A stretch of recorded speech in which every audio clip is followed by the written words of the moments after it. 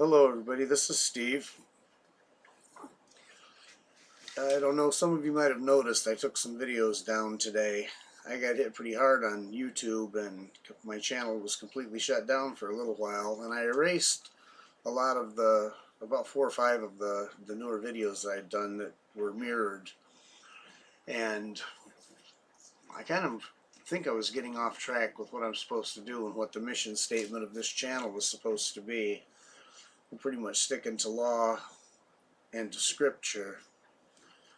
But I was compelled to put some things out there, and I may do some more, I don't know. But I think I did make some mistakes with some of that, and because of that, I tried to correct the problem.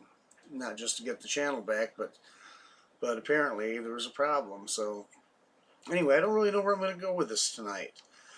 I'm a little bit distraught on several levels with a bunch of the garbage that's going on out there. I just left the channel. I'm not going to put him out there like that. Another Paul basher. Excuse me. Well, we got all these, all of a sudden it seems like everybody wants to bash Paul. But they don't realize how intertwined he is in the entirety of the New Testament other than the Gospels. And since Luke wrote Acts, then he's also kind of tied into the Gospels. Because if we throw Paul out of the equation, then we've got a problem.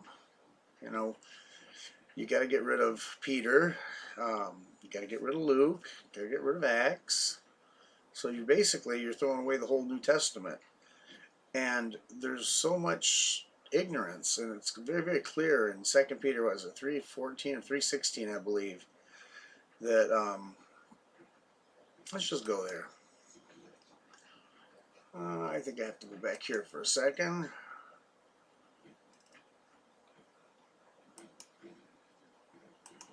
Let's go right here. Let's go back here. I'm trying to make it bigger for you. Okay, 16. But we'll back up.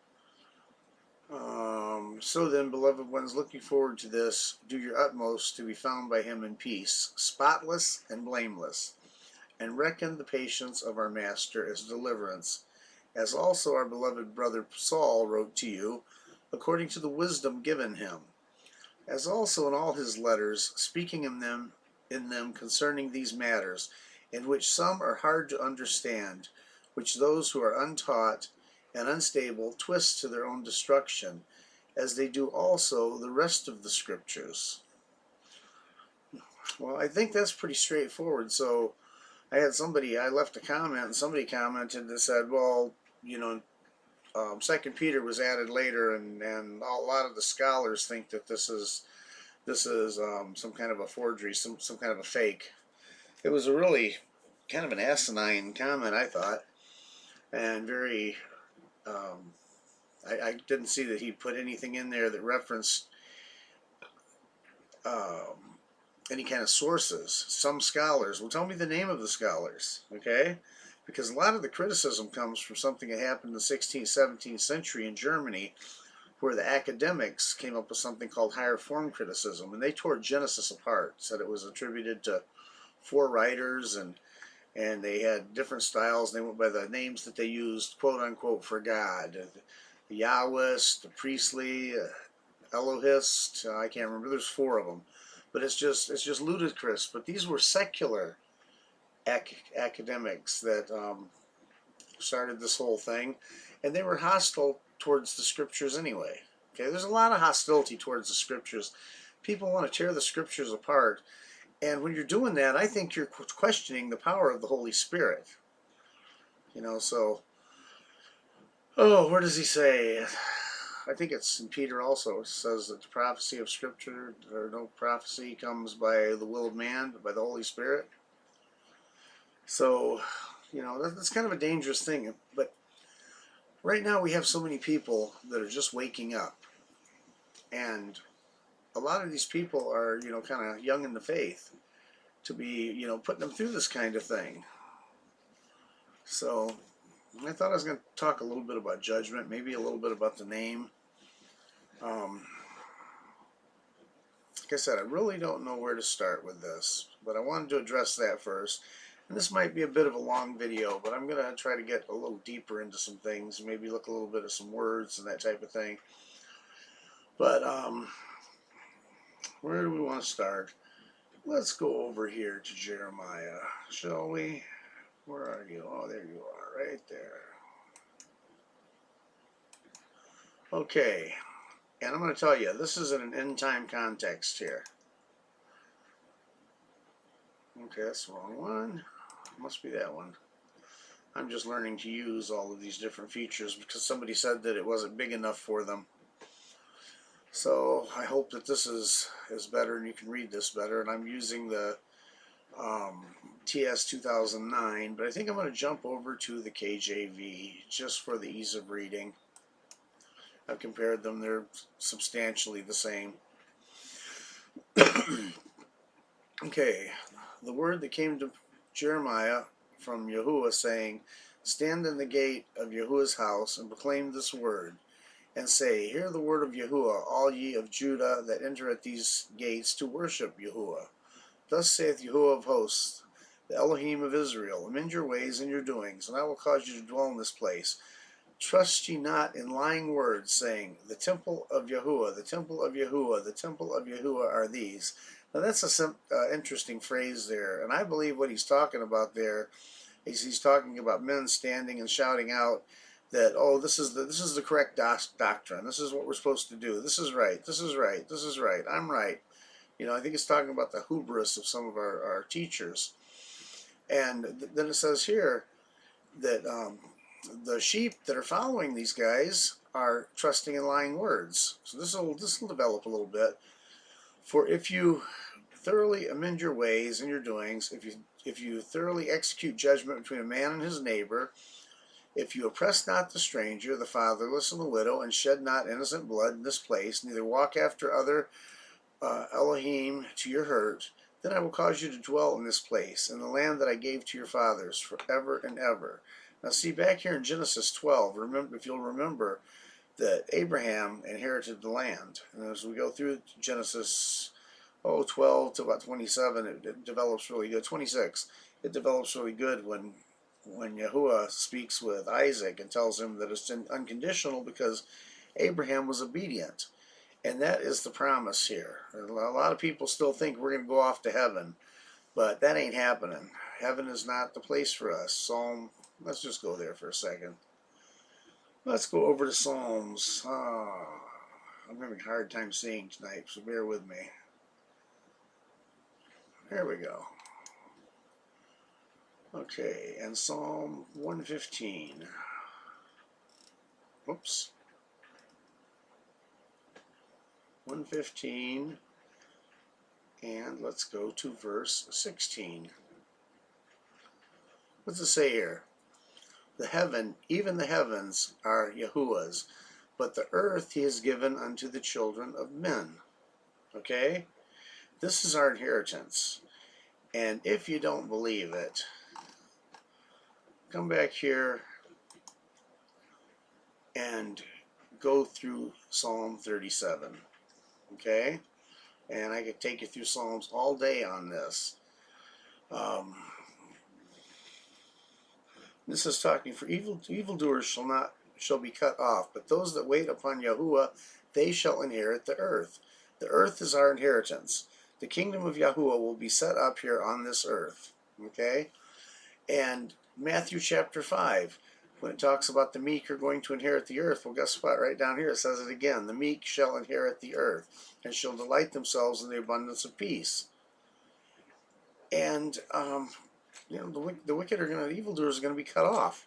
It's pretty plain. This psalm, there is no ambiguity in here, and it's unequivocal. If you go through this, you have to lie to yourself to not see what the ultimate plan is. But see, a lot of people do that, and that's what we were talking about over here in Jeremiah. That's kind of what we're building for. And I don't know what kind of a job I'm doing with this tonight, but you know what? We're just going to keep on going with it. Jeremiah chapter 7. We're going to go back up here. Oops, wrong one again. Up there. There we go. So anyway, back to this. You trust ye not, so do not trust in lying words, is what he's saying there. For if you amend your ways and your doings, you execute judgment. This is all the golden rule type stuff, common law type stuff. Don't hurt anybody or their property, and be nice. It's it's a very, very easy thing to follow. Okay, and if we do this, if we are good people according to his standards. See, I've heard a lot of people that talk about, oh, I'm a good person. He knows my heart. Yeah, he knows your heart's desperately wicked above all things, as are all of our hearts. So we can't. And then Proverbs tells us, he who trusts his heart's a fool. So, but anyway, if you do these things, if you walk according to the golden rule, then he's going to cause you to dwell in this place, in the land that I gave to your fathers forever and ever. Behold, you trust in lying words that cannot profit. Will you steal, murder, commit adultery, and swear falsely, and burn incense unto Baal, and walk after other Elohim whom you know not? And come and stand before me in this house which is called by my name, and say, we are delivered to do all these abominations. Is this house which is called by my name become a den of robbers in your eyes? Behold, even I have seen it, saith Yahuwah. But you go into my place which was at Shiloh, where I set my name. That's a code word for Jerusalem. Where I set my name at first, and see what I did to it for the wickedness of my people Israel. And now because you have done these works, saith Yahuwah, I spake unto you, rising up early and speaking, but ye heard not, and I called, but ye answered not. And here he's talking about speaking to us through the prophets. We've had plenty of warning here, and we're in a time of judgment. Therefore I will do unto this house, which is called by my name, wherein you trust, and unto the place which I gave you and your fathers, as I have done to Shiloh. I will cast you out of my sight, as I have cast all your brethren, even the whole seed of Ephraim. Okay, at this point here in verse 15,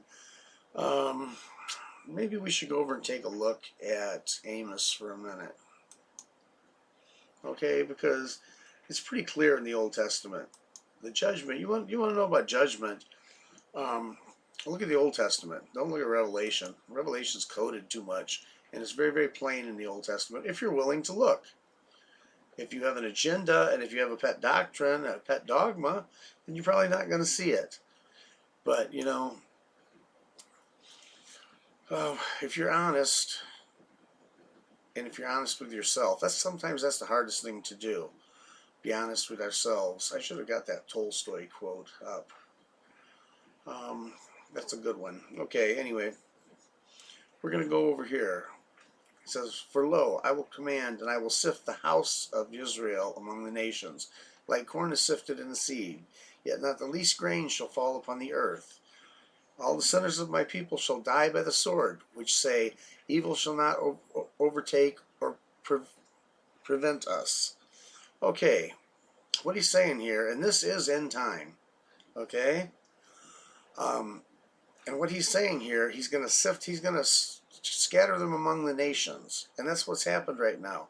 We are so scattered as a people. We can get together online, but there's very few of us that are living in close proximity to each other that can actually fellowship with each other. And down here in verse 10 is the scary part. All the sinners of his people. So all those who are calling themselves Israel, all of those who are walking by the way, or saying they're walking by the way, but living in iniquity, shall die by the sword. And these are the people that say evil shall not overtake us nor prevent us. Well, I'll tell you what. We're just about to that point to where people are going to start dying by the sword, okay? And you can put your head in the sand all you want to and say, no, evil's not going to overtake us. No, evil shall not overtake us. You see it right there? This is a straight warning. So, don't do that. Just don't do that, because it's not right. And you're going to be sadly mistaken. And see, I think that's one of the pitfalls that we're talking about. Oops, wrong one. There we go. I think that's one of the pitfalls that we're talking about. Boy, I lost that thought. Doesn't matter. We'll get it back, or we won't.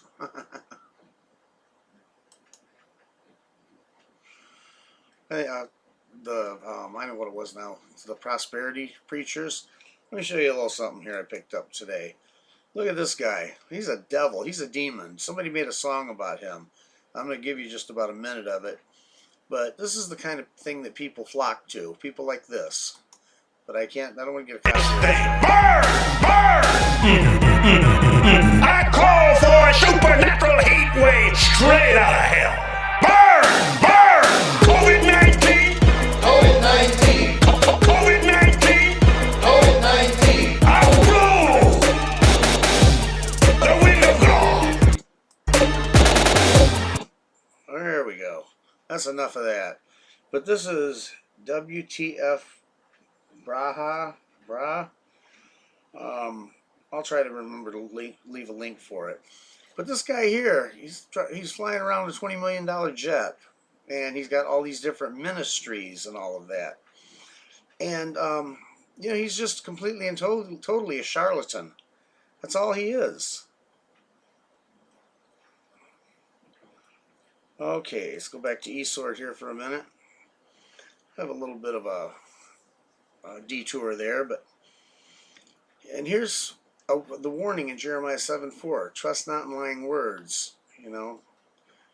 And behold, you trust in lying words that cannot profit. Stuff like we just watched right here, stuff like this guy right here, it cannot profit you because he has lying words. Okay, the Bible the scriptures are full of warnings on this. Don't trust those that have lying words.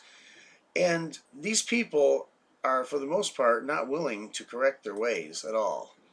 Let's go back over to 23 for a minute. Okay, let me see if I can find, where am I going? Should have probably done the Bible on this. Okay. I paused it and went to the Bible so I didn't have to search through here so hard. Okay, and what we're going to do is we're going to back up here. I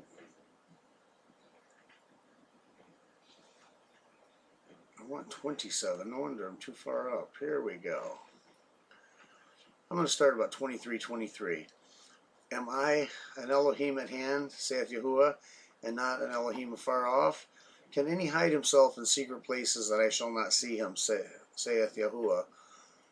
Do not I fill heaven and earth, saith Yahuwah? I've heard what the prophets said, that prophesy lies in my name. Okay, we just saw that, didn't we? What's this right here?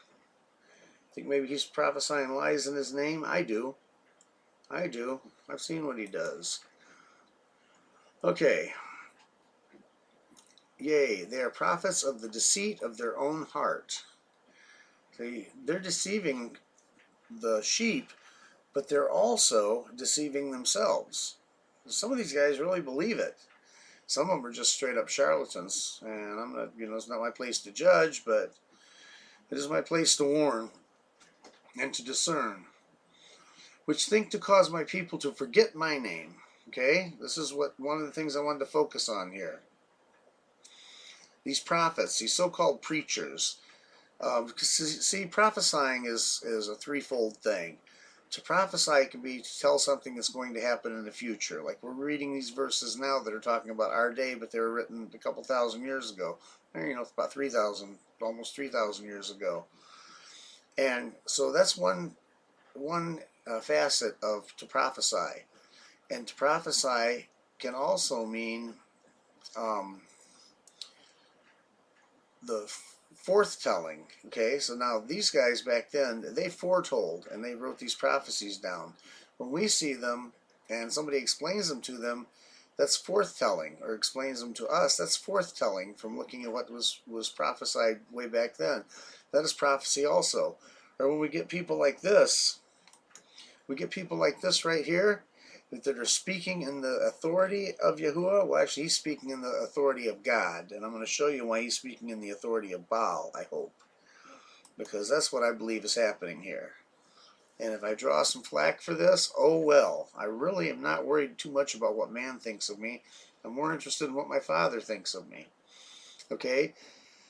So these preachers, these priests, cause my people to forget my name by their dreams, which they tell every man to his neighbor, as their fathers have forgotten my name for Baal. Okay. this word right here, Jeremiah 23:27. Let's go to the KJV plus. Okay, 23:27. And well, that's 17, no wonder. I'm dyslexic also. Here we go. Let's look at this word here. A Phoenician deity. Okay. Okay. I need a little bit better definition than that.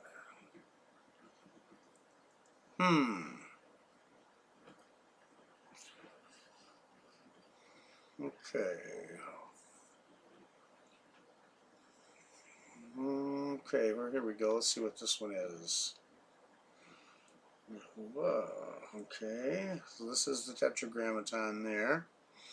And this should be Yahuwah, okay?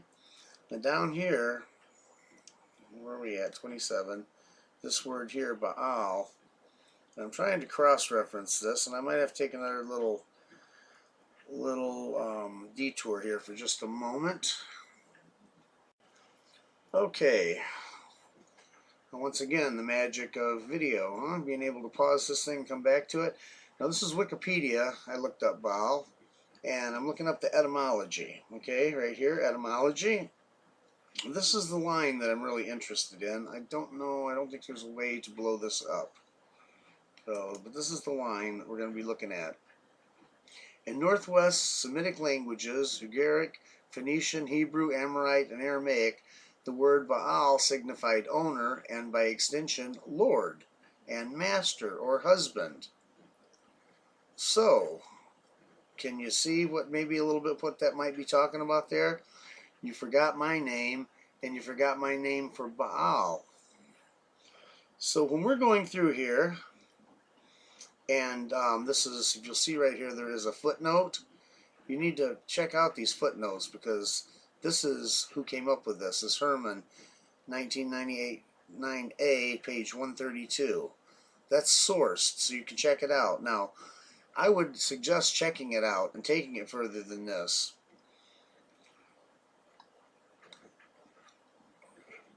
Because you don't want to just trust something, you know. It's got to be hung on something that's solid, and I don't think it's going to let this. Is this going to? Oh, what happened here?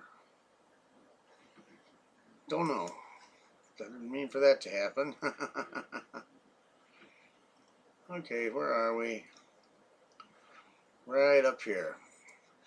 So, in the Hebrew, Ammonite, Aramaic, the word Baal signified owner, property. And I don't have anything there for Lord. Let's see what happens here. Now when I clicked on this one, there we go. And this is him, Herman Wolfgang, 1999, Baal, and Tomb Karen Bunder. Doesn't make any sense to me. Dictionaries of Deities and Demons in the Bible, 2nd edition, Grand Rapids, W.M. Erdmann's. Okay, it's Erdmann's Publishing. So I'm familiar with Erdmann's Publishing, so this is probably a pretty decent source. But there again, this is open source, so people can change this. You need to probably dig a little deeper than I'm going to for our purposes here. The thing is, I wanted to just find something in the etymology that... whoops, why did that happen? Okay, where are we at? We gotta find a place. I'm gonna go to the Phoenicians. Okay, wonderful. I wanted to find somewhere here that showed that the tie to the Hebrew and the Aramaic, that Baal could be as Lord or Master or husband. So this is a dangerous name to be using. Now when we're talking about Yahuwah, and here in the King James you can see this word here in all capital letters. In a printed Bible, this L is big, followed by a smaller uppercase O, R, and D. And that's not even English. But this is not his name. This is not his name, and in fact, this name is an insult because this name is when you're using it, you're calling him this. Okay, his name. This is not a name. This is more of a title. Okay, and it's used 6,700 plus times in the King James version. Let's go back to the straight King James. And where's that? 27 here, I think. Okay, so this is a very, very important verse, you know, but people will say, oh, well, no, I'm comfortable calling him Lord. I'm comfortable calling him Jesus. I'm comfortable. Well, let's just look at that for a minute, because that's something else that came up tonight when I was looking at that dummy video. Acts. Let's go down to Acts. Let's go to chapter 4. Neither is there salvation in any other, for there is none other name under heaven given among men whereby we must be saved. Okay, is this scripture? Can we take this at face value? Or is this an error? In which case we just have to rip this book out of the Bible. But it says here there's only one name in which we can be saved. Do you really think that name is Jesus? Especially since they didn't even have a J until the 16th or 15th century, I think it was. In the 1600s. That's when the J was adopted in the alphabet. And before that time, it was a I or a Y, I guess they used. But I'm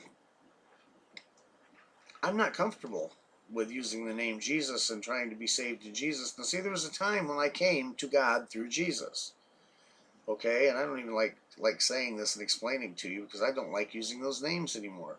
I'm not supposed to, because that's not the name that I'm saved in. I may have come there, and but you see, as I grew and as things were revealed to me, I understand that there are names that are important. Our name for Yahuwah, the Tetragrammaton, Yad-He, Wav-He, is, to the best of my understanding, Yahuwah. Some say Yahweh, some say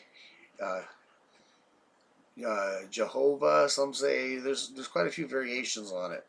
But my best understanding right now, and if I find out for some reason that I'm wrong, I'll change it. But it's Yahuwah. And his son's name is Yahusha. That's the one name. See, the last time I checked, it says, when it says, for there is none other, that means there's only one. And one means one. None other means none other. And this is back to Logic 101. If A, then A. The law of non-contradiction. There is no gray area there. It either is or it isn't. There is none other name, or there are other names. Okay? There can't be a gray area there. A gray area, that's a bunch of man's constructs that allow him to throw critical thinking out the window. But this is very, very clear that there is no salvation in any other. There is none other name under heaven given among men whereby we must be saved. And that name is Yahusha. Okay? We have to come to Yahuwah through his son, Yahusha. This here has gotten to the point, this right here, this word, this has gotten to the point, that's just about the same as saying John Smith. It's like, this is his first name, this is his last name. But see, his name has meaning. Okay? He's the salvation of Yah, and he's the anointed one. That's what this means, the anointed of Yah. Okay? So we can't fall into that error. If we fall into that error, we're risking our very souls. And there we go, right there. And 23. Oh, I should have made this bigger so everybody could see it. Okay, so let's go back up here to 27 for a minute. Which think to cause my people to forget my name by their dreams, which they tell every man to his neighbor, as their fathers have forgotten my name for Baal. Okay? So that's pretty straightforward. But that's not really where I wanted to go with this. I just am trying to point this out, and I've forgotten where we were at down here. And this, we'll go right about here. Yeah, right here, 15. And I will cast you out of my sight. Now see, he says, look at what happened. Look at what happened in 70 AD to the temple. That was what was done in Shiloh, in Jerusalem. Okay, I will cast you out of my sight as I've cast out all your brethren, even the whole seed of Ephraim. Okay, now the genealogical studying that I've done puts Ephraim basically the United States. All right? Now, some people can argue with me. You may have better evidence than I have. I don't have the evidence on hand, and you'd be a fool to trust me. You need to search it out for yourself. If you're really serious, because there is ignorance of the law is no excuse. Everybody knows that. Well, this is the ultimate law book, and ignorance here is no excuse either. You will be held accountable for ignorance if you're willfully ignorant. Now, there's a difference of being willfully ignorant and not being able to understand something. And that's where you have to seek out the guidance of the Ruach HaKodesh, the Holy Spirit, to help you to understand. You follow what it says in James. Therefore, pray not for this people, neither lift up a cry nor prayer for them, neither make intercession to me, for I will not hear thee. Oh, let's go back here. 16:17. Okay. Seeing thou not what they do in the cities of Judah and the streets of Jerusalem, the children gather wood, the fathers kindle a fire, and the women knead their dough to make cakes for the Queen of Heaven. Okay. To pour out drink offerings unto other Elohim, that they may provoke me to anger.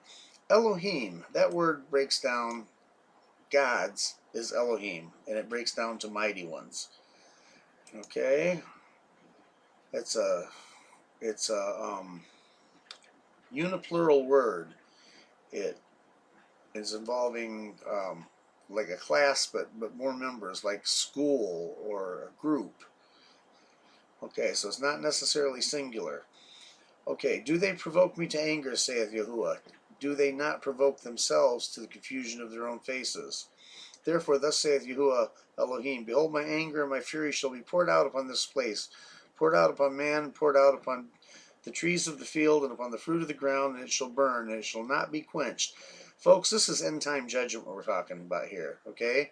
And when we went back up here, he was talking about you trust in lying words that cannot profit. Right here, who steal, murder, commit adultery, swear falsely, burn incense to Baal, and walk after other Elohim who you know not. Okay, this is really, really, really, really important here. When you understand that difference between the word Lord and the word Baal, that actually, when you're in there worshiping the Lord, you're worshiping Baal. Now, there's one way, and one way only, to know that you're worshiping the right Elohim. Okay? Because it's right here in the book.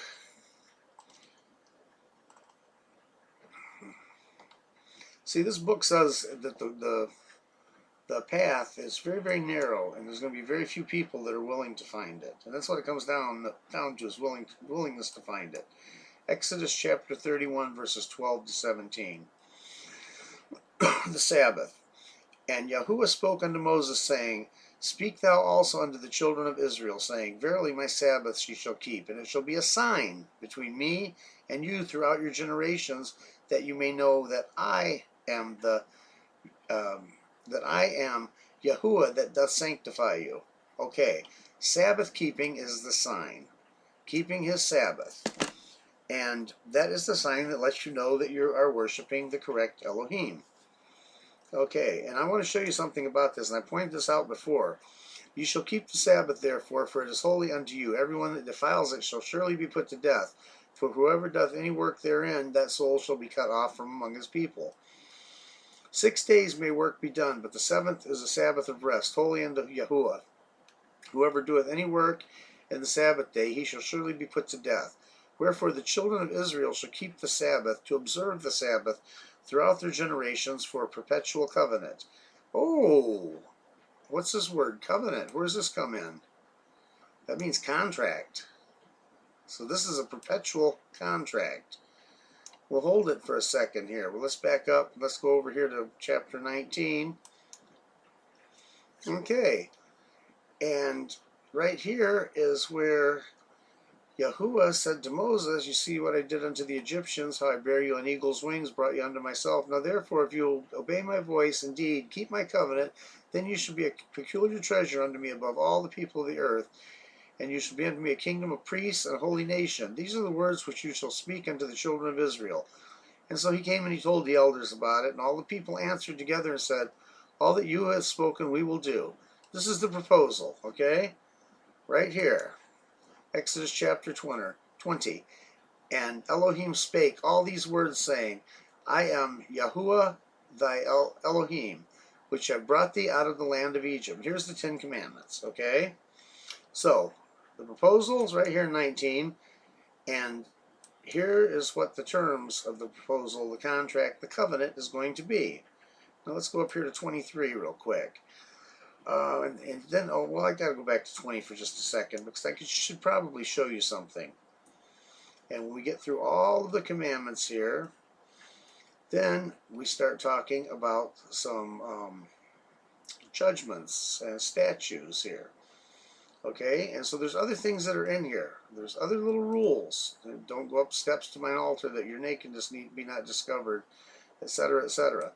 21. Now these judgments which you shall set before them, if you buy it, see. So here he's giving them some different civil laws to follow here. But let's just follow this progression. And see, more civil laws, keeps going. 23. And more civil laws. You will not wrest judgment of the poor in his cause. Keep thee afar from a false matter. See, this is just the civil. Okay, and then he's got laws about the Sabbaths and the festivals here. And let's go down here. Okay. And you shall not dwell in thy land lest thy make a sin against me, for if you serve other Elohim, it will surely be a snare unto you. Now in 24, let's see what happens.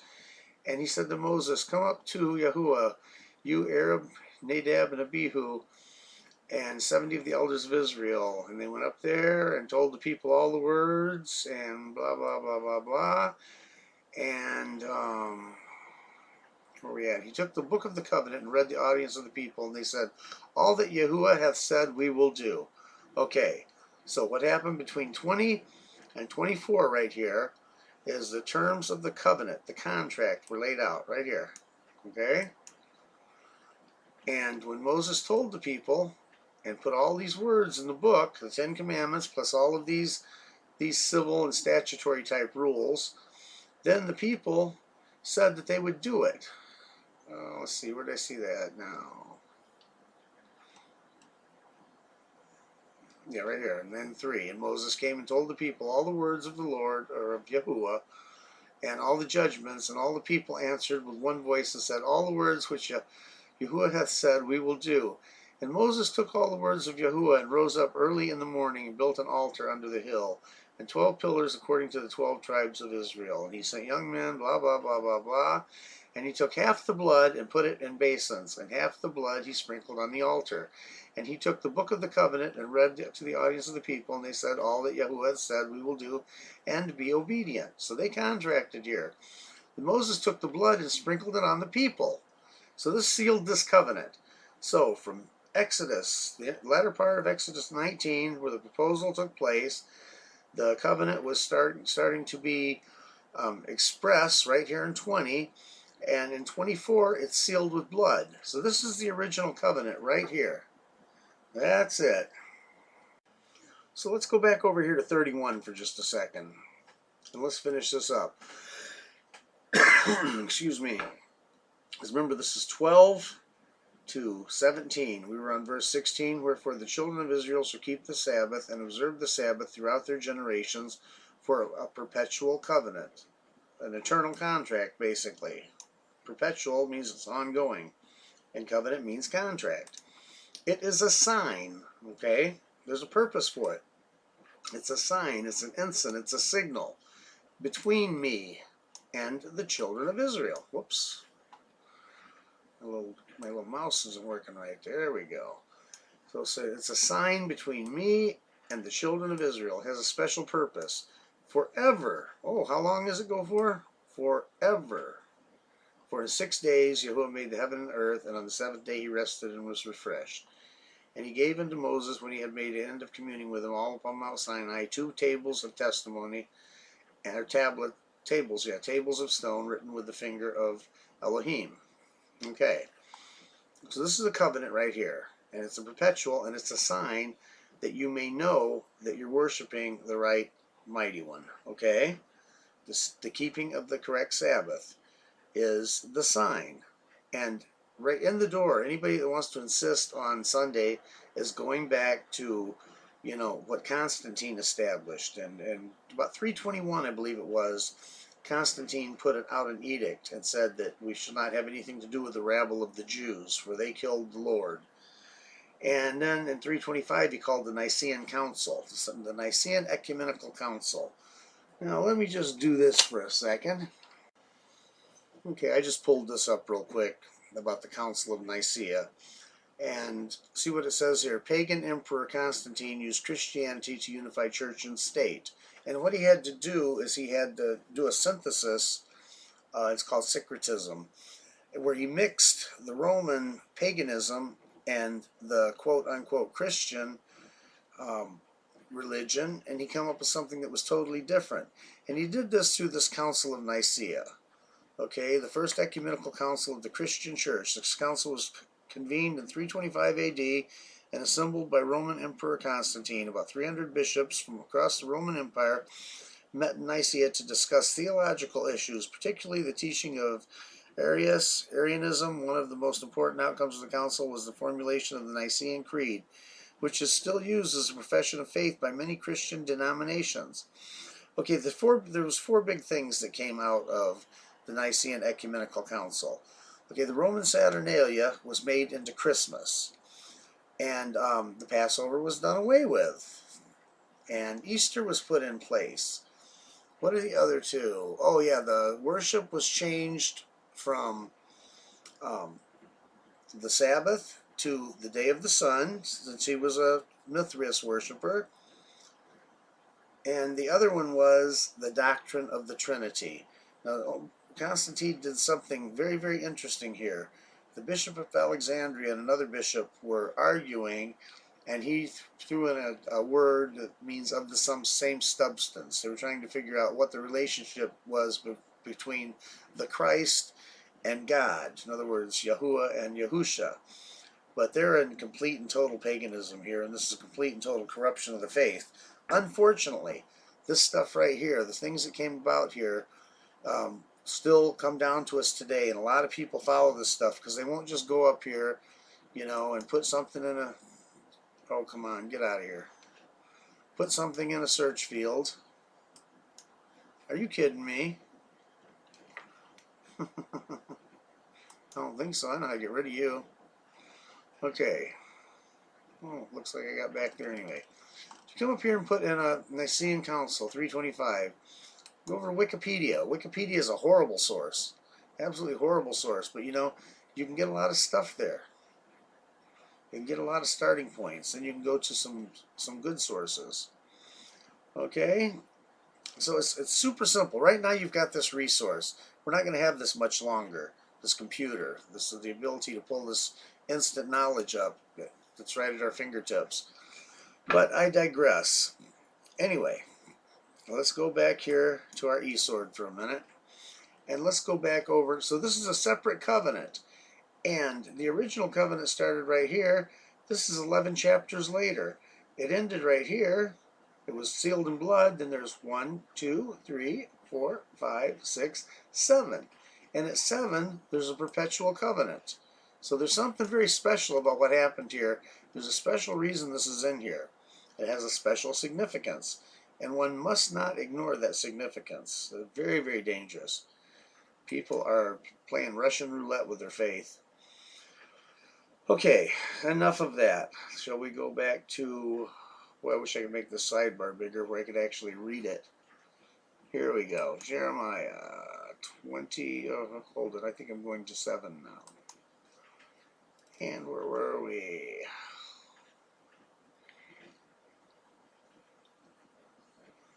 Okay.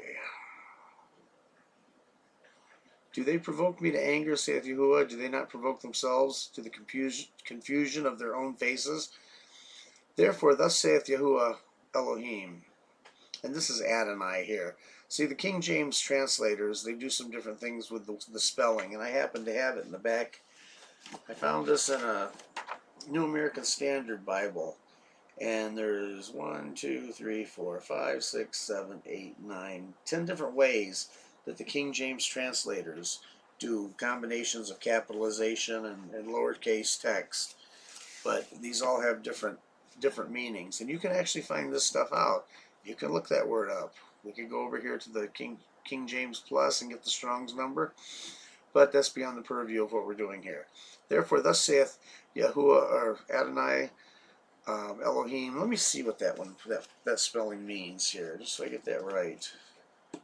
Bear with me for a moment. I've got the small and then the uppercase.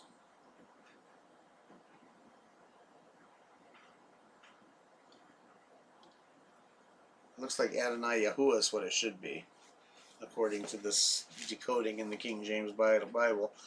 Therefore, thus saith Adonai Yahuwah, behold, mine anger and my fury shall be poured out upon this place, upon man, upon beast, upon the trees of the field, upon the fruit of the ground, and it shall burn, and it shall not be quenched. Well, what's he saying, Peter? That that everything's going to be melted with a fervent heat? Thus saith Yahuwah of hosts, the mighty one of Israel, put your burnt offerings into your sacrifices and eat flesh, for I spoke not unto your father. Okay, now here's something I want you to notice, and the reason that we went back and looked at the original covenant. Okay, this is a very, very telling verse that's coming up right here.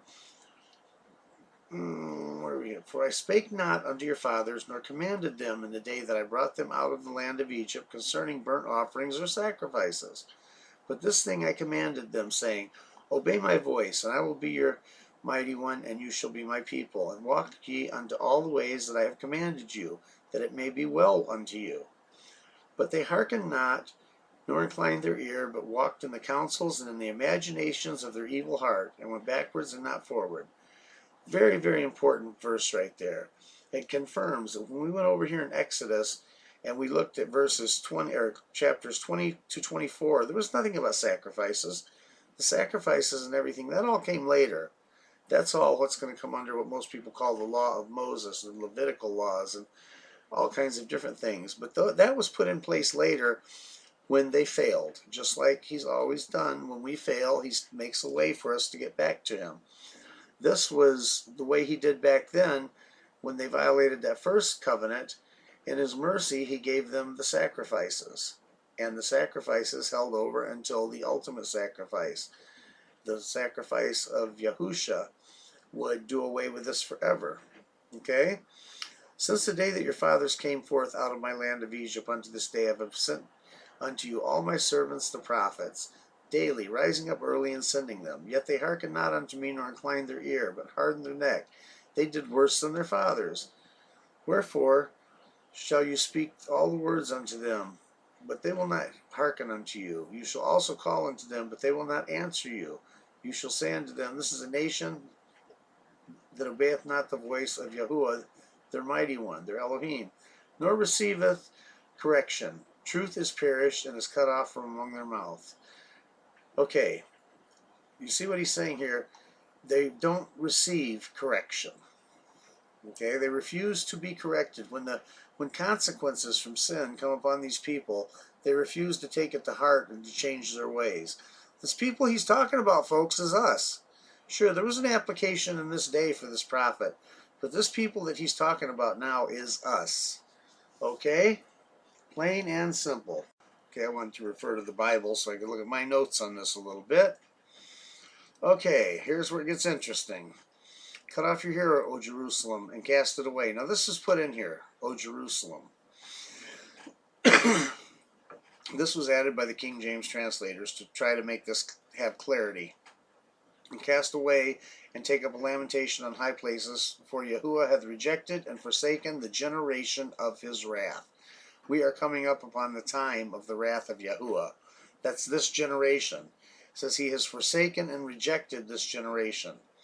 Okay, but you got to pay close attention, because this, for those that are seeking righteousness, this is a positive message, and this is a very severe and stern warning to those who are going to walk in wickedness, those that are going to walk in the dictates of their own heart and not take instructions from the Most High. Okay, so this can go either way. You have a choice to be on either side of this equation. You can be the blessed, or you can be the forsaken of the generation of his wrath. It all depends upon obedience.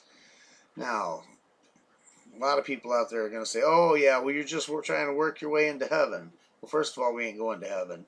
We're going to go into the kingdom. Oh, you're trying to work your way into the kingdom. No, I'm trying to obey. See, I can't do anything to take away the stain of the past sins of my life. I cannot remove that stain. That had to be done, as was demonstrated through the sacrifices that were initiated when they didn't keep that original covenant. You know, it's written in those 5 chapters in Exodus from 20 to 24, 19 to 24, depending on how you want to look at it. And there was an example given there. But now, we've all failed miserably, and we are trespassers. We have a debt to the Most High. And this is all just like commerce here. When you get this all figured out, it's under the same principles of commerce. You know, the debtor is a slave to the lender, in Proverbs and that. Well, and in the quote-unquote Lord's Prayer, it says, forgive us our debts as we forgive our debtors. Our debt is, we owe a debt because of the sin. We owe a debt we cannot pay. But Yahuwah paid it, or Yahusha paid it for us, but then we have a duty towards obedience. Once that is accepted, then we have a duty towards obedience. Okay, let's continue. For the children of Judah have done evil in my sight, saith Yahuwah. They have set their abominations in the house which is called by my name to pollute it. Okay, so they're doing their own thing in places they're calling worship houses, churches. They built on the high places right here, that's a word for religious places. It's a code word in the Old Testament. You got to understand when you're reading this stuff. They built the high places of Tophet, in which the valley of the son of Hinnom, to burn their sons and their daughters in the fire, which I commanded them not, neither came it into my heart. Okay, another key phrase is coming up right here. Therefore, behold, the days come. Okay, that's pointing to the end time. That's pointing to the day of Yahuwah. Okay, the days come, saith Yahuwah, that it shall no more be called Tophet, or no, the valley of the son of Hinnom, but the valley of slaughter.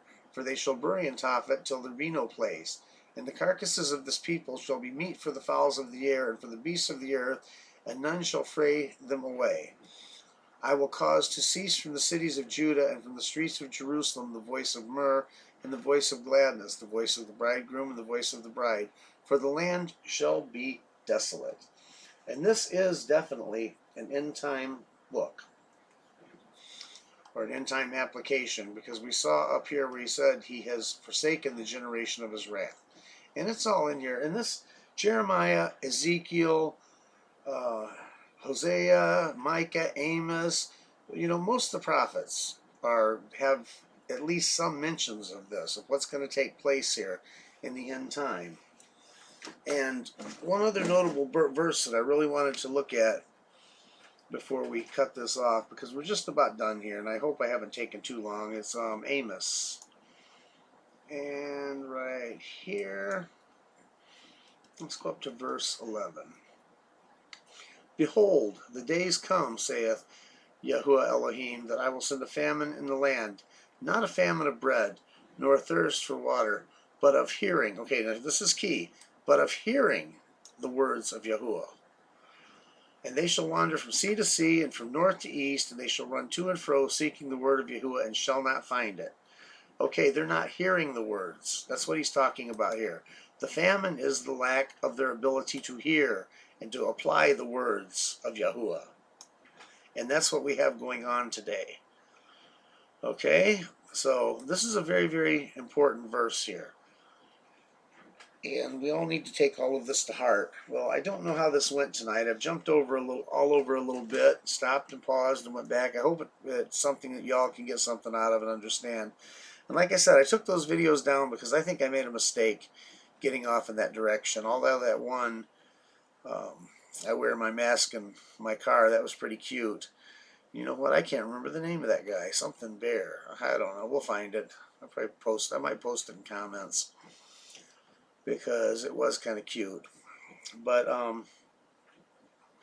want to thank you all that listened to this, especially those that stayed to the end. If you stayed to the end, I hope you got something out of this, because I really tried to pull a lot of things together, and I tried to take it to a different level to let you know that yes, the names are important. There's only one name for the Most High, and they say Yahuwah Rapha. Those other things are verbs. They're descriptive. They're pronouns or adverbs. Those other words that attach to his name are not his name. His name is Yahuwah. Okay? Yahuwah is his name. His son's name is Yahusha. And those words are very, very important. And you know that you're worshiping the right one by keeping his Sabbath day. And that's something that he gives you to hang on to, that you can know you're right. Because how do you know that you're right? How do you know you're praying to the right mighty one? There's many mighty ones. There's many lords. There's many Baals. Many, many of them. Okay? So this stuff becomes very, very important, and you need to study it out for yourself. I hope none of you trust a word that I've said tonight on this, and I hope that you study it out for yourself. And with that, I'm going to say, may Yahuwah bless you all and keep you safe, and I will talk to you next time. Yahuwah bless you.